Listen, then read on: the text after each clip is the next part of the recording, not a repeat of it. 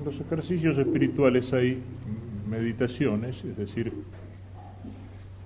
el tema de meditación que da el sacerdote, el predicador, y hay también pláticas. O sea, la plática, que sería esto de ahora, suelen ser o un tema doctrinal o si no algún tema que nos puede ayudar para nuestra vida espiritual o para hacer mejor los ejercicios. Como tema de meditación yo les diría sigan así suavemente, qué sé yo, en la capilla o caminando, rumiando todavía aquellas verdades fundamentales que hemos estado viendo, del principio y fundamento, tratando de aplicarlos concretamente a nuestra vida, es decir, yo en presencia de Dios, yo en relación con las cosas, con las criaturas, seguir rumiando esas verdades fundamentales, y en todo lo que el sacerdote dice hay una sola cosa, hay un punto, una idea que me ayuda más particularmente, bueno, quedarme ahí. El problema de los ejercicios, así según el método de San Ignacio, cuando los hacemos en pocos días, como ahora, son 3 días y medio, en algún otro lugar se hacen de 4 días y medio, 5, el problema es que uno tiene que comprimir una enorme cantidad de material. Los ejercicios de San Ignacio completos son hechos a lo largo de un mes. Por eso encuentran, los que no conocen el Vademecum, encuentran que habla de 4 semanas. Así que en el mes de ejercicio completo, más o menos sí. Las distintas partes duran alrededor de una semana. En fin, por supuesto el mes de ejercicio completo necesita una preparación anterior y necesita haber hecho más de una vez los ejercicios breves. Lo solemos hacer con los seminaristas, ya hace 4 o 5 años que todos los años lo venimos haciendo con algún grupo de seminaristas, algunos sacerdotes, ha habido algunos laicos también que han concurrido. El mes de enero lo predicamos el mes de ejercicios en Villatuel, con un grupo de 32, entre seminaristas y algunos sacerdotes, dos párrocos había, que venían de San Luis. Entonces, cuando todo eso que San Ignacio lleva, que tiene una perfecta lógica interna, una lógica doctrinal, una lógica espiritual, una lógica incluso en el orden psicológico, cuando todo eso que San Ignacio da a lo largo de un mes, hay que resumirlo o meditarlo en 3, 4, 5 días, evidentemente se sobrecarga un poco, pero al mismo tiempo se hace necesaria una simplificación. Es decir, volver a recordar y meditar algunas verdades fundamentales. Si el sacerdote a lo largo de todos los puntos de meditación dice un montón de cosas, pero de esas cosas, lo repito, hay una sola que me ayudó, bueno, quedarme ahí, no querer necesariamente agotar todo. El sacerdote, lo decíamos, es un instrumento, es Dios el que tiene que hablar. Decimos que los ejercicios son un momento de gracia y que si estamos aquí es porque Dios alguna cosita me quiere decir. Lo que el sacerdote me dice me podrá ayudar más o menos o poco, no importa, es un instrumento de Dios. Yo hay una anécdota que suelo contar en eso, me la contó hace años un viejo sacerdote en Paraná, hablando precisamente de esto que estoy diciendo, de cómo el sacerdote es instrumento. Y me decía de un sacerdote predicador que había preparado, no sé si era en un retiro, en una predicación, había preparado una cosa bien hecha, ¿no es cierto? Bien hecha e incluso bien estudiada. Bueno, lo que tengo que decir es esto, primer punto, segundo punto, esto tengo que decirlo así. Incluso, digamos, aquellas pequeñas cosas que utiliza el orador o el predicador. Dice acá, esto sirve, acá hay que poner un poco más el acento en esto para llegar al corazón, aquí en cambio hay que hacer pensar, hay que llegar a la inteligencia, etcétera, ¿no? Y bueno, y se manda su predicación muy bonita, muy linda, muy armadita, y después de la predicación se le acerca una persona y le dice, bueno, padre, se le quiero agradecer por lo que usted nos ha dicho, dice, porque sinceramente, dice, me ha convencido, me ha convertido, me he dado cuenta de que tengo que cambiar de vida, de que tengo que empezar a vivir como cristiano, que no puedo seguir como venía antes, etcétera, etcétera. Y bueno, y el cura, un poquito con la tentación, digamos, del predicador cuando le salen bien las cosas, una cierta vanidad, Dice, bueno, dice, y de lo que yo dije, ¿qué fue lo que más le ayudó? Bueno, dice, fue en ese momento en que usted dijo, bueno, ahora pasemos a la segunda parte. Dice, porque entonces yo me di cuenta que tenía que pasar a la segunda parte de mi vida, que no podía seguir viviendo como... Bueno, ustedes saben que el primer año que, cuando llegué aquí a San Rafael, me tocó predicar en la Casa San Pablo, me tocó predicar los ejercicios espirituales para el clero, es decir, para los sacerdotes de la diócesis, y estaba presente haciendo ejercicios espirituales también el obispo, Monseñor Krug. Y yo conté esta anécdota. Y después de la predicación se me acerca Monseñor Krug y me dice, dígame, dice, ¿de dónde la sacó? Mire, me la contó un viejo sacerdote de Paraná hace años. ¿Por qué? No, dice, porque sabe que eso me pasó a mí. No sé si era exactamente lo mismo, bueno, pero por ahí andaba la cosa. Bueno, ese es el trabajo de la gracia de Dios, ¿no es cierto? A lo mejor puede hacer que todos esos argumentos tan bien pensados y tan bien dichos por el predicador, el otro ni siquiera se los acordaba. En cambio, una frase que uno dijo, a lo mejor sin pensarla, como esa, que no tiene nada que ver, pasemos a la segunda parte, la gracia de Dios se sirve de esas palabras para tocar el alma y el corazón de una persona. Es la manera en la que Dios a veces nos habla. ¿Cuántas veces, si uno lee el Evangelio, al menos de vez en cuando, cuántas veces por ahí uno encuentra una frase del Evangelio que la había escuchado montones de veces y nunca le había llamado la atención, y por ahí de pronto, ¡pum!, se le prendió la lamparita? Es como si esa frase apareciera iluminada por una luz nueva. Basta una frase para cambiar la vida de una persona. San Ignacio de Loyola, a Francisco Javier, le insistía con aquella frase, ¿de qué te sirve, que serviría para la meditación anterior, de qué te sirve ganar todo el mundo si pierdes tu alma? Y bueno, fue esa frase en que se le metió a San Francisco Javier, que la rumió, la pensó, le sirvió para cambiar la vida como Dios hace las cosas, ¿no? Era un joven universitario, brillante, de familia noble, tenían un castillo que todavía se conserva en Navarra, en España, y él quería grandes empresas. Era el momento en que España había conquistado América, o sea que ser español era ser miembro de una nación en pujanza, empuje, en conquista, se le abría un mundo por delante. Bueno, él renunció a todo eso, y Dios se lo dio de una manera distinta. Fue a conquistar un mundo, a ganar un mundo, pero para Cristo. Fue a ganar la India, donde dicen que se le cansaban los brazos de tanto bautizarse, los tenían que tener. Llega al Japón y muere cuando está tratando de entrar en el continente cerrado para Occidente, que era la China en ese momento. ¿Sí? Ganó un mundo, pero no como él lo pensaba, no para la gloria personal de Francisco Javier, sino para la gloria de Dios. O sea, a veces una frase. San Juan Bosco toma un poco como lema de su vida una frase del Antiguo Testamento, la expresión latina dice, damici animas cetera tolle, es decir, dame las almas y lo demás te lo podés guardar. La frase esa no me acuerdo ahora ni de qué libro es del Antiguo Testamento, pero aparece en algún momento en que uno, queriendo tomar una ciudad, como si dijéramos el reparto del botín, bueno, para mí las personas, el resto del botín te lo guardas vos. O sea, no tiene nada que ver con el sentido que le dio San Juan Bosco. Pero San Juan Bosco la leyó y Dios le habló a través de esa frase. Dame almas, y lo demás no me interesa. Y esa frase fue la que le hizo apóstol. En la Escritura, almas estaba usado en el sentido de seres vivientes, personas. Pero San Juan Bosco lo entendió en otro sentido. O sea, cómo Dios nos puede hablar a través de distintas palabras. Y a veces una misma frase, una misma palabra, que Dios ha dicho en la Escritura, Dios la ilumina con una luz interior para las distintas personas.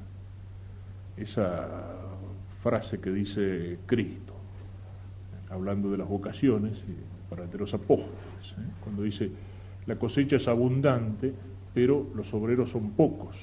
Pedir al Señor de la cosecha que mande obreros para la cosecha. Es decir, mira a ese pueblo, esa multitud que dice también el Evangelio que le daba lástima porque andaban como ovejas sin pastor. Y entonces pide a alguien que se quiera entregar, puede ser la vocación sacerdotal, pero puede ser también la vocación del laico apóstol, obreros que lo ayuden a levantar la cosecha de almas. Pero esa frase la pueden leer distintas personas.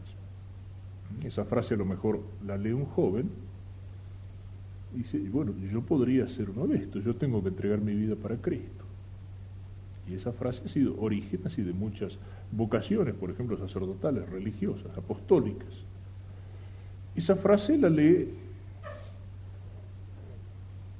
un matrimonio y por ahí dice, vamos a rezar para pedirle a Dios que nos dé un hijo sacerdote. Esa frase la lee una viejita piadosa en la parroquia y dice, tengo que rezar más para que haya vocación.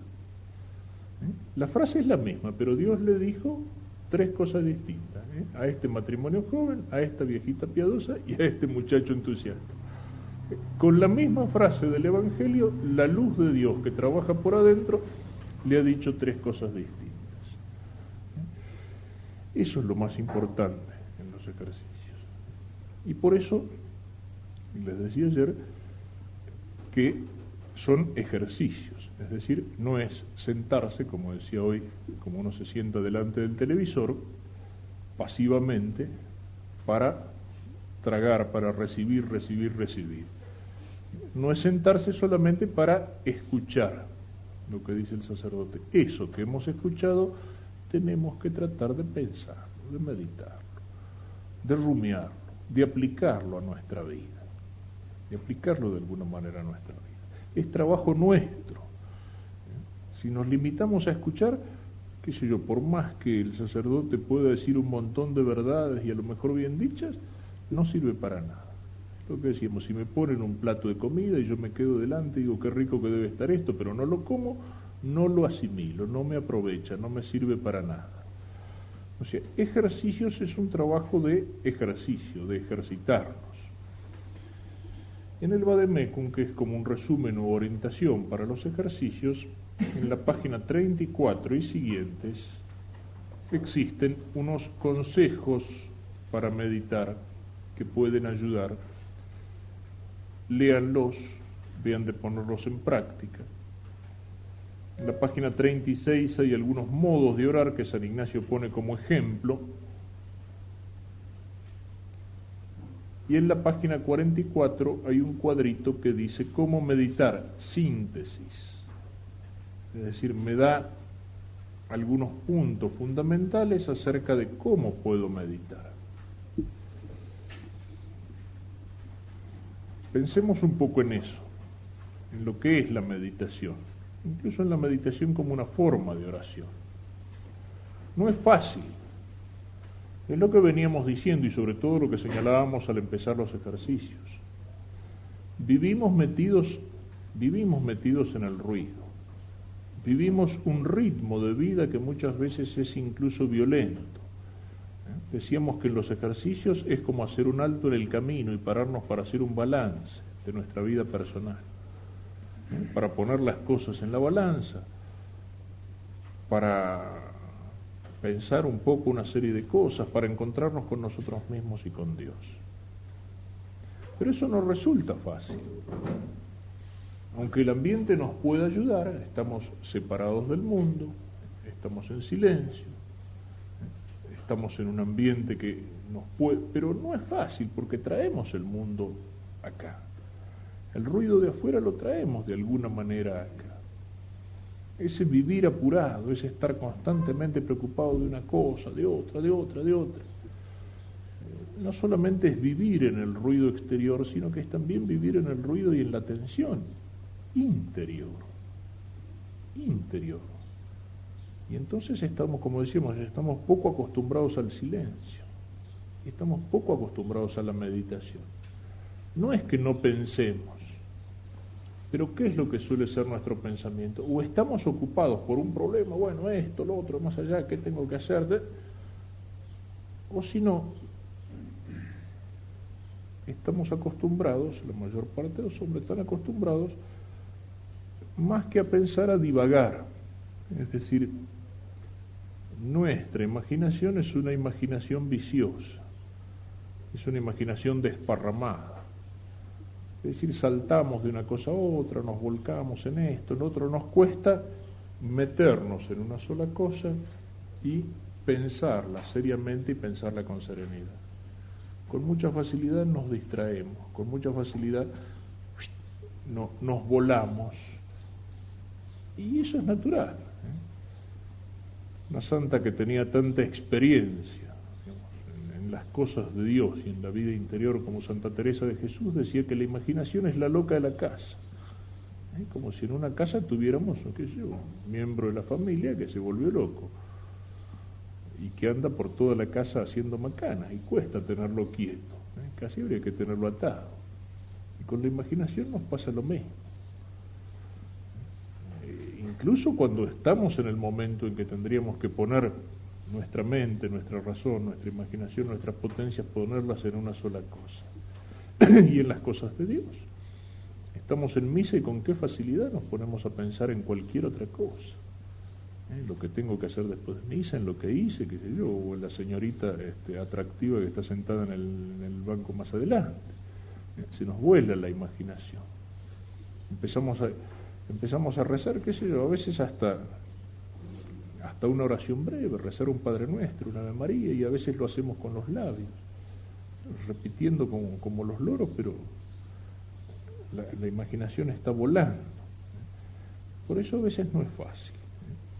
No es fácil, y sin embargo, precisamente, si queremos aprovechar los ejercicios, tenemos que tratar de aprender a meditar, es decir, no solamente a escuchar, sino, por lo menos alguna cosa de aquello que he escuchado, intentar rumiarlo, pensarlo, asimilarlo, aplicarlo a mi vida.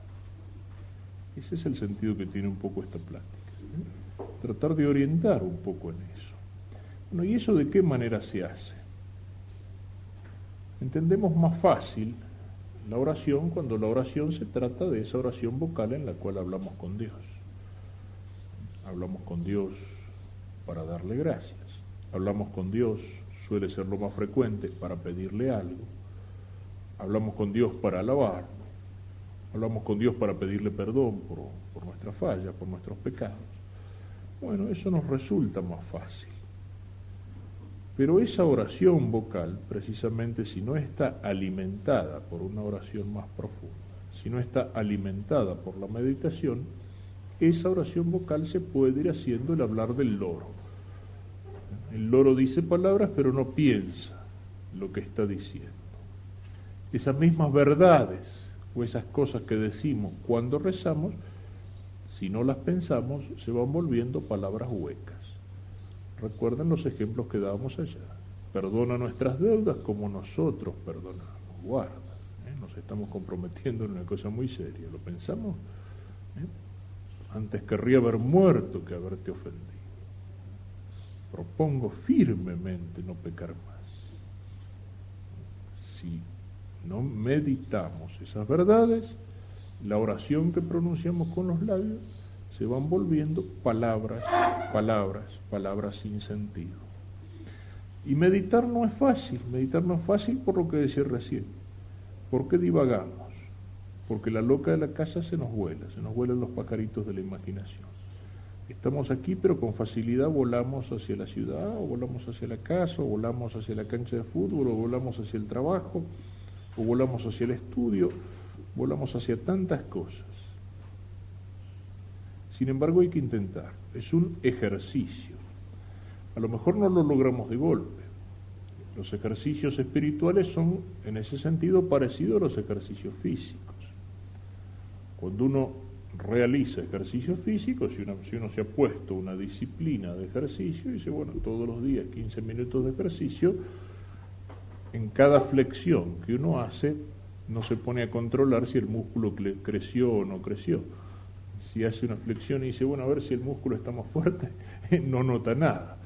Pero con la repetición del ejercicio, el músculo se va fortaleciendo. Bueno, exactamente lo mismo pasa en lo espiritual. Adquirir un hábito de oración es como adquirir un hábito, es decir, un entrenamiento en el deporte. Pero eso exige ejercitarse. ¿Y de qué manera meditar? Existen distintas formas. Y uno a veces tiene que ir probando. Porque a veces tenemos temperamentos distintos y la oración de una persona no va a ser lo mismo que la oración de otra persona. Existen temperamentos que son más introvertidos, más metidos hacia adentro, más reflexivos, a veces más tranquilos y que encuentran mayor facilidad para una meditación serena.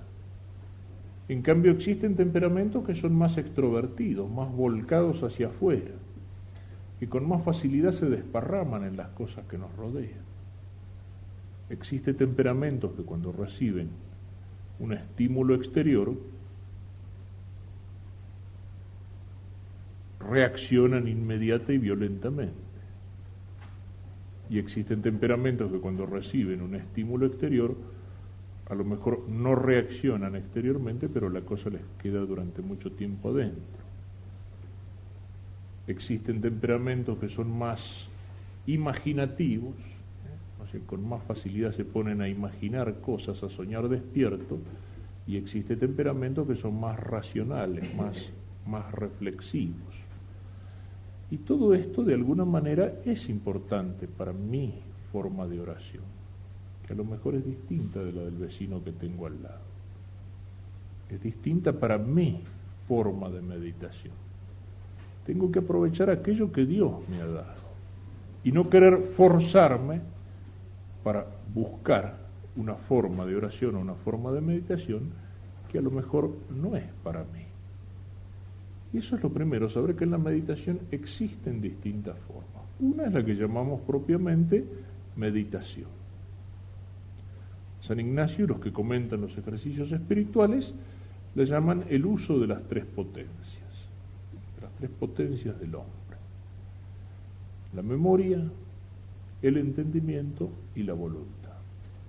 En la meditación trabajan las tres potencias. En primer lugar trabaja la memoria. ¿Qué hace la memoria? Y la memoria recuerda la materia. O sea, lo que hemos escuchado en la plática, en los puntos, o lo que hemos leído, pongámosle el principio y fundamento. Bueno, a ver, el Padre nos indicó que tratáramos de reflexionar sobre este tema, a ver cómo era, qué era lo que decía San Ignacio. El hombre es creado. Para alabar, salvar su alma. Todas las otras cosas son creadas para ayudarle, tanto cuanto. ¿De qué te sirve ganar todo el mundo si pierdes tu alma? La memoria recuerda la materia. Bueno, ¿sobre qué voy a meditar? Sobre esto. O voy a hacer una meditación, voy a rezar un poco y meditar un poco sobre la pasión de Cristo. La memoria, ¿qué es lo que hace? Y la memoria recuerda la historia de la pasión. He leído el Evangelio, bueno, entonces recuerdo la agonía en el huerto, las palabras de Jesús, la actitud de los apóstoles, la negación de Pedro, el beso de Judas, cómo Cristo es acusado en los tribunales, Anás, Caifás, Pilatos, la coronación de espinas. La memoria recuerda la materia, la hace presente. La característica de la memoria es eso, es hacer presente el pasado. Lo hace presente, la memoria hace presente. Y el entendimiento, es decir, la inteligencia, ¿qué hace? La inteligencia toma esa materia que me presenta la memoria y empieza a penetrar en su sentido, en sus razones. Es decir, uno toma esto que he escuchado, el hombre es creado para,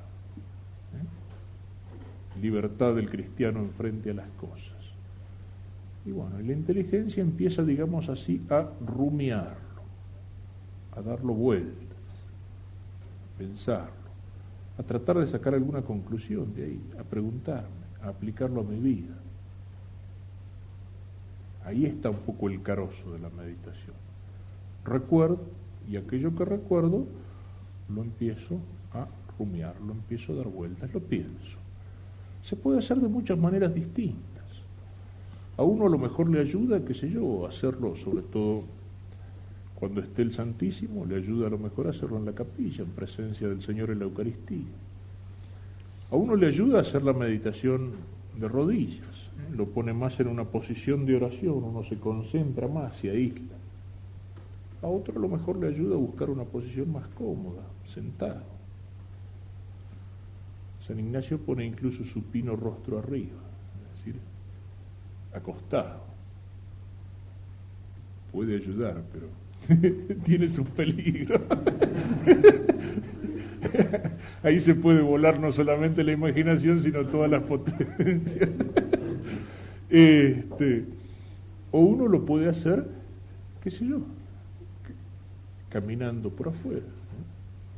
Uno sale a caminar entre los árboles, uno sale a caminar un poco por la ruta, mientras va caminando, sí, también tratar de no dispersarse, a ver ese auto que pasó, ese pajarito. O sea, mientras uno va caminando, rumiando suavemente aquello que ha escuchado.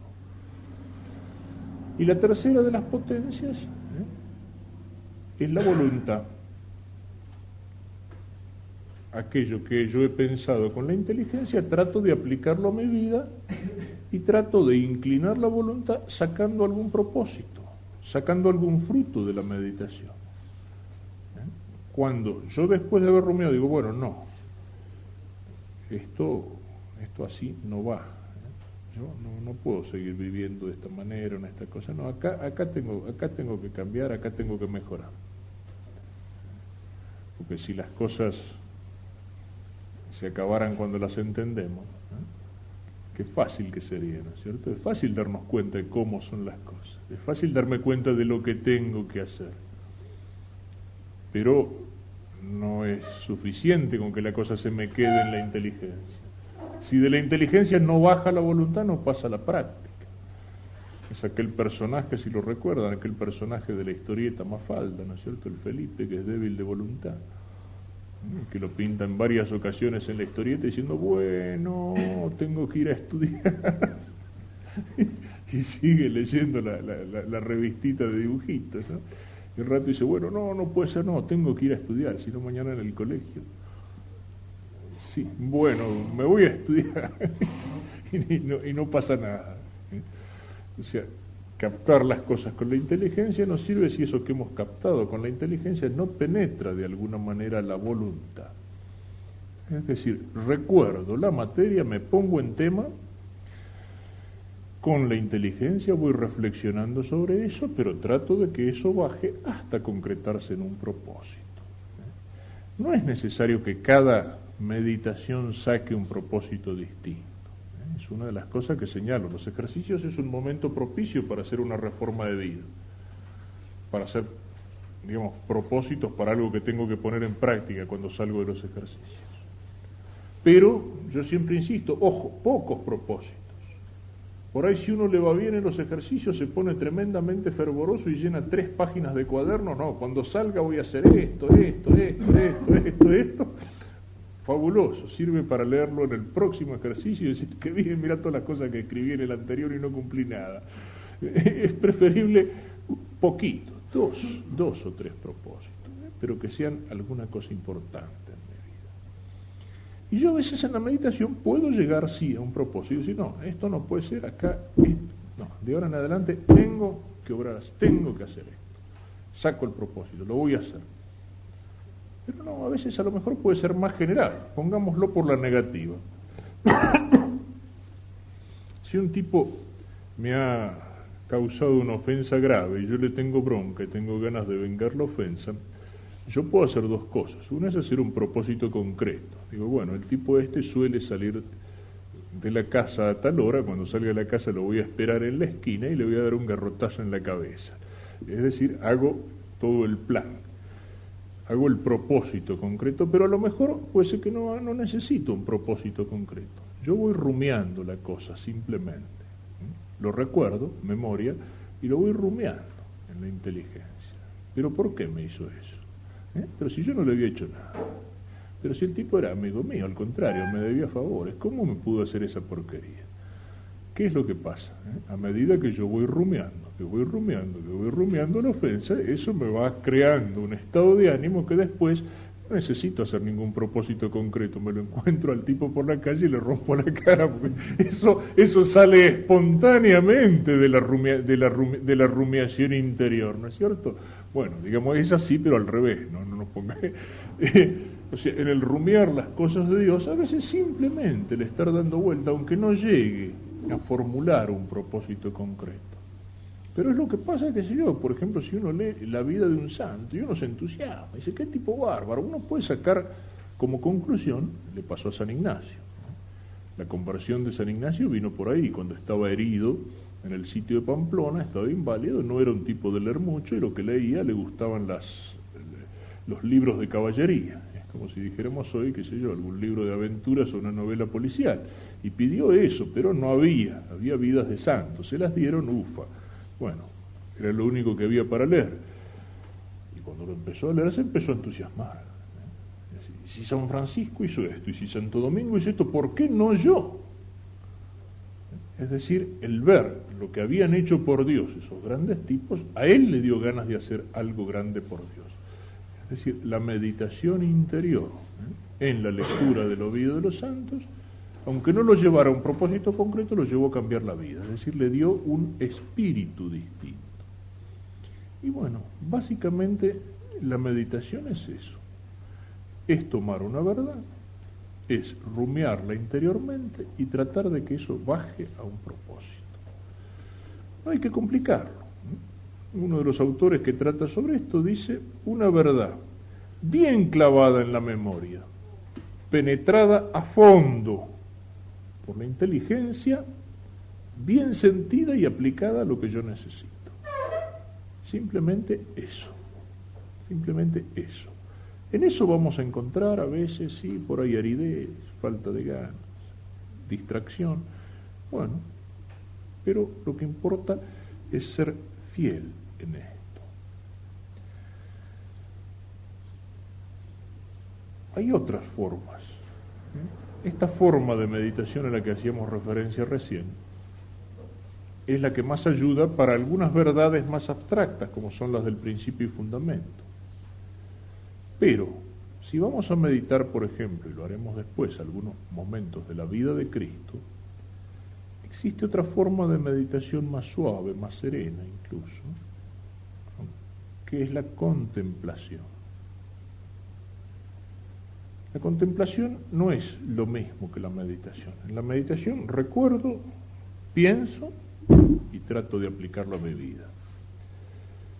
En la contemplación, San Ignacio lo expresa con las siguientes palabras cuando habla de la vida de Cristo, o de las meditaciones sobre la vida de Cristo. Ver las personas. Verlas no físicamente, con la vista de la imaginación. Oír lo que hablan, mirar lo que hacen, como algo actual y presente.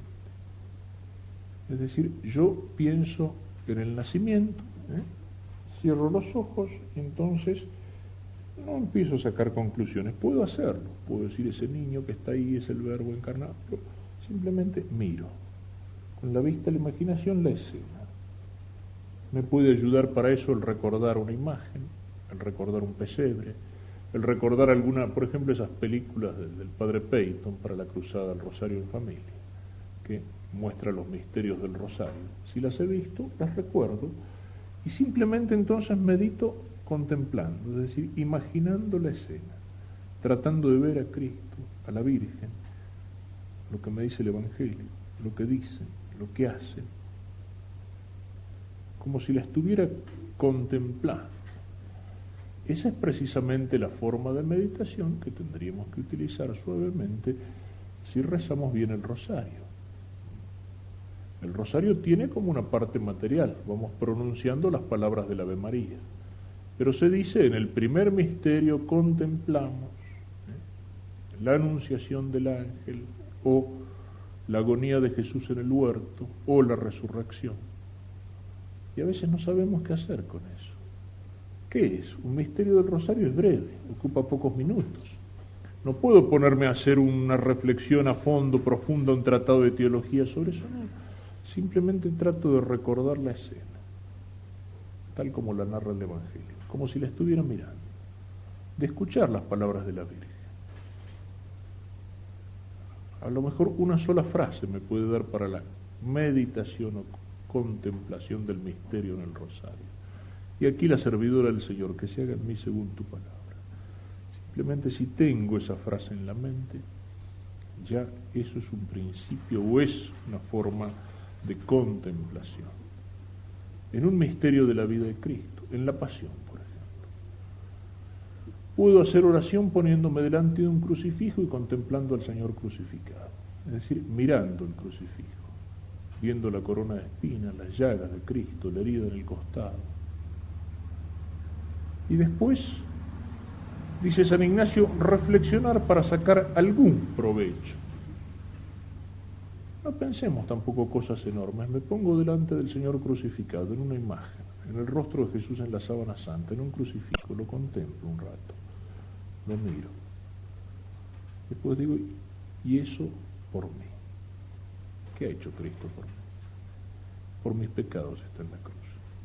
Bueno, eso es la contemplación con la reflexión que me llega a sacar algún provecho. Es decir, estoy valorizando lo que hizo Cristo por mí.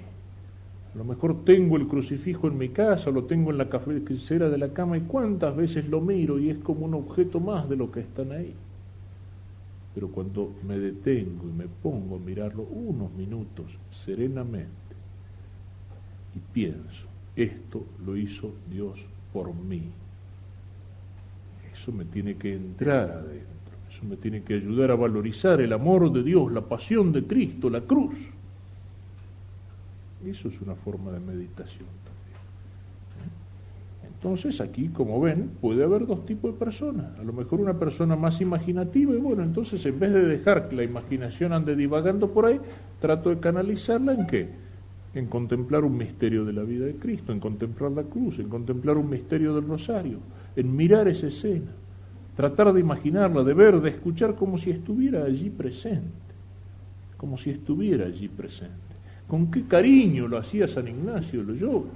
San Ignacio cuando hablaba cuando medita el pesebre pone en los ejercicios espirituales imaginarme que estuviera yo allí sirviéndolos en sus necesidades como si fuera un esclavito indigno.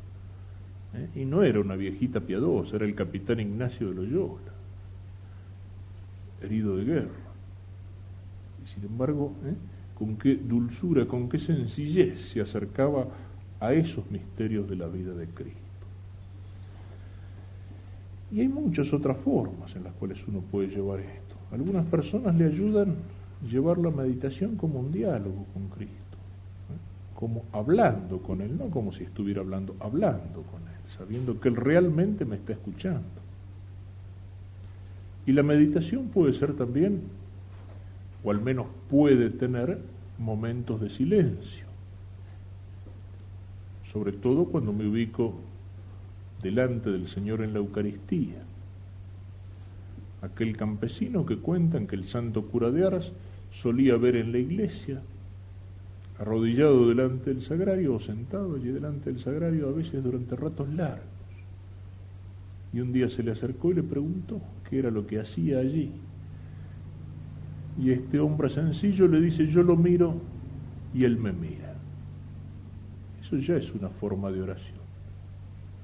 Hay oración sin palabras, ¿no es cierto? Cuando hablamos con una persona que queremos, muchas veces nos decimos cosas, escuchamos, hablamos, comunicamos lo que llevamos adentro.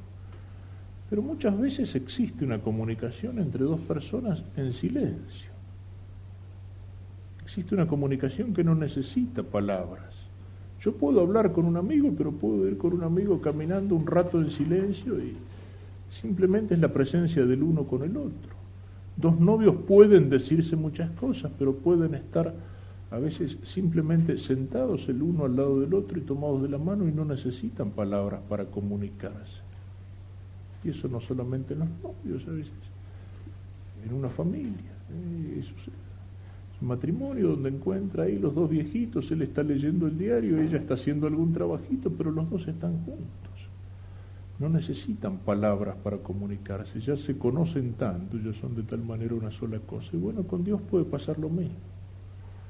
Y al contrario, es conveniente que a veces nuestra meditación no sea estar todo el tiempo hablándole al Señor o diciéndole cosas, sino hacer, incluso cuando usamos las otras formas de meditación, hacer algún momento de silencio.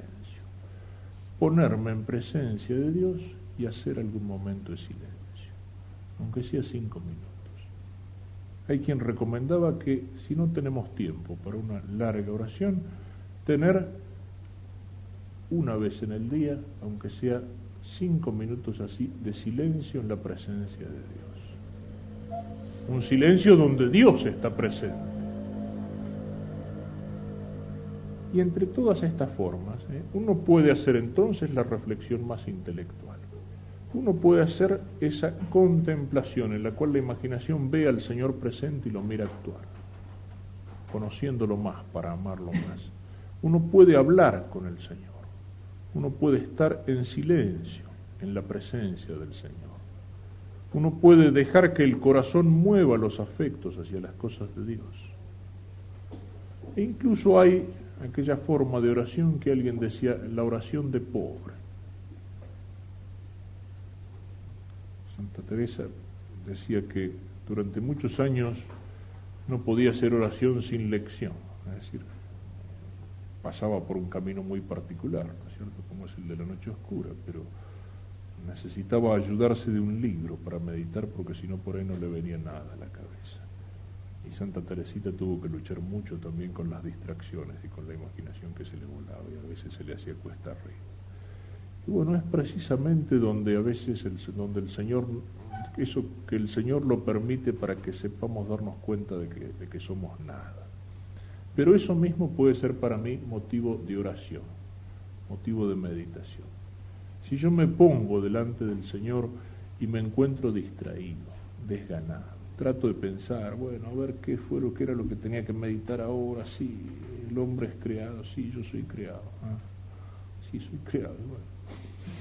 ¿Y qué pasa? y no me sale nada, y no tengo ganas, y me encuentro distraído, y me viene sueño.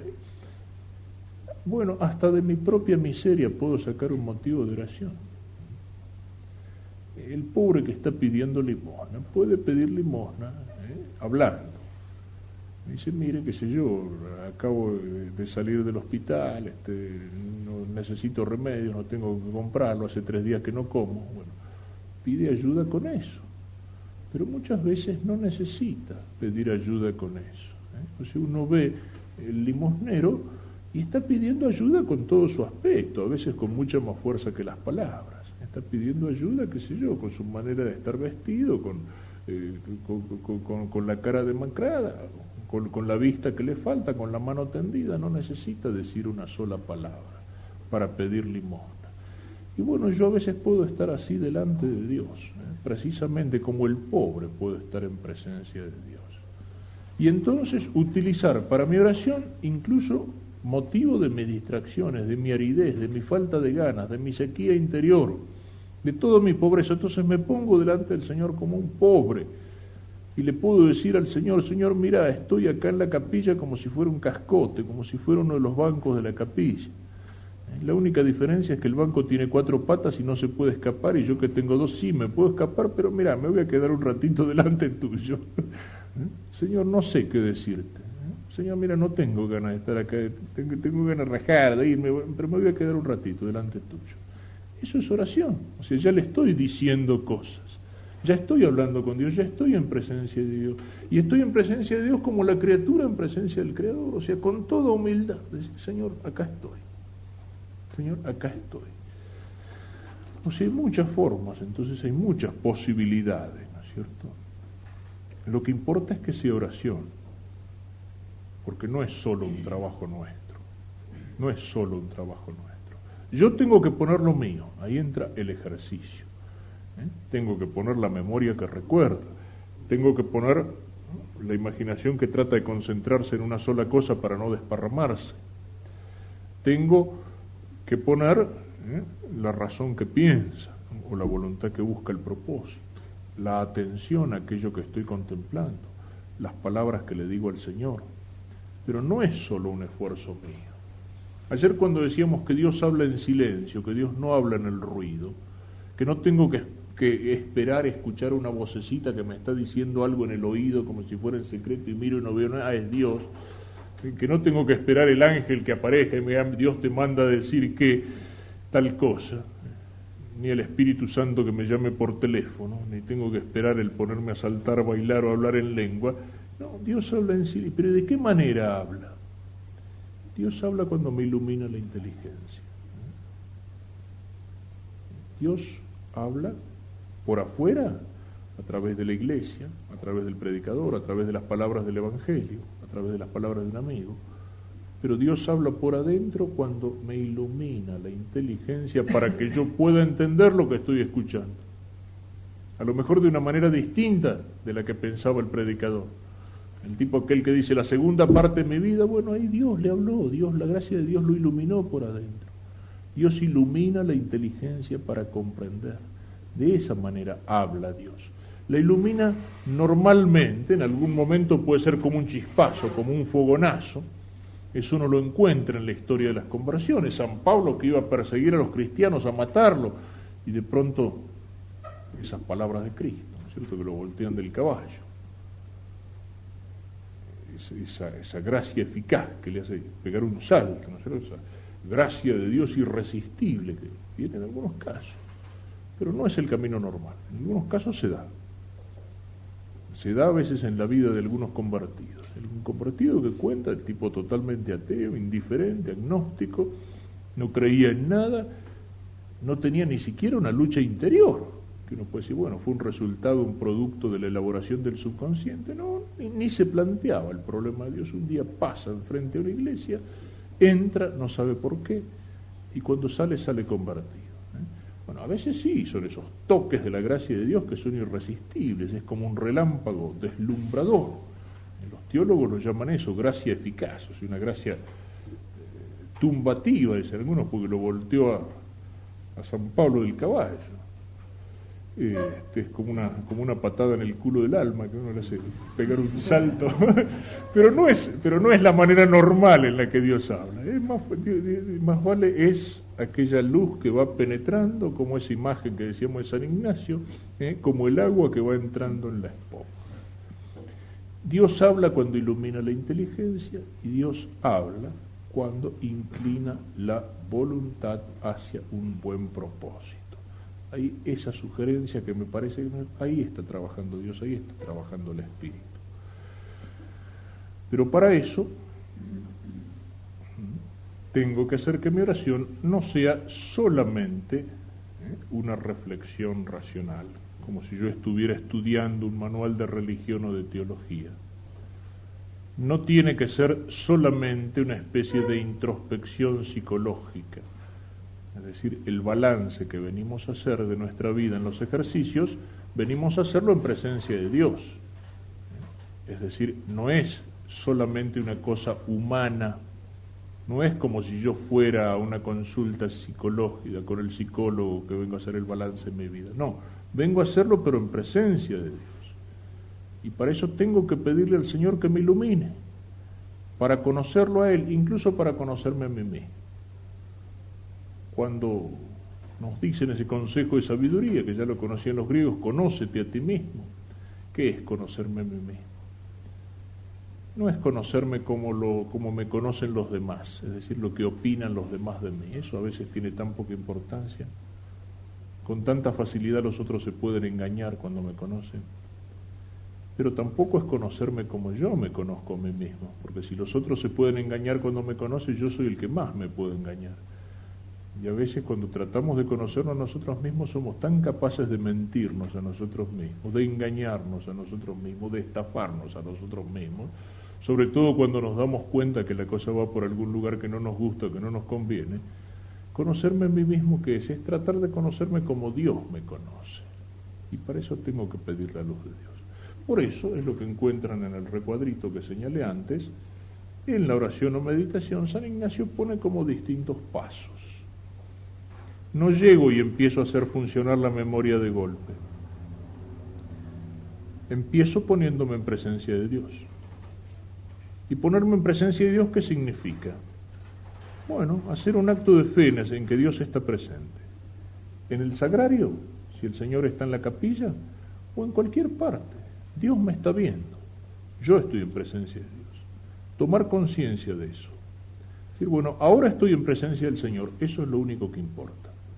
Lo demás, bueno, dejémoslo para después. Estoy en presencia de Dios.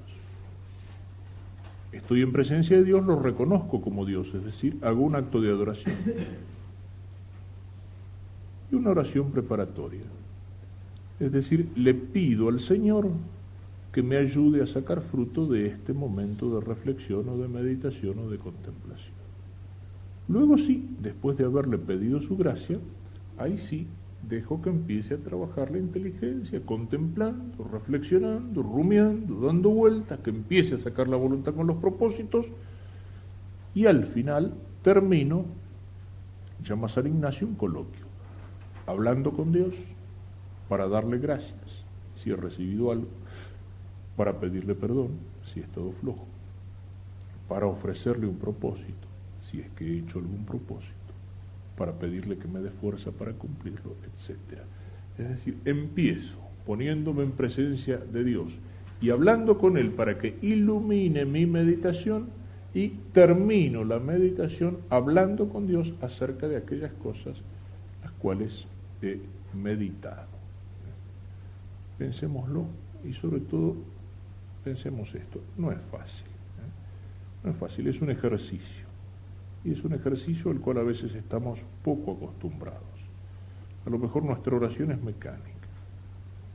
Hagámosla profunda, pero con paciencia, no buscando cosas extraordinarias.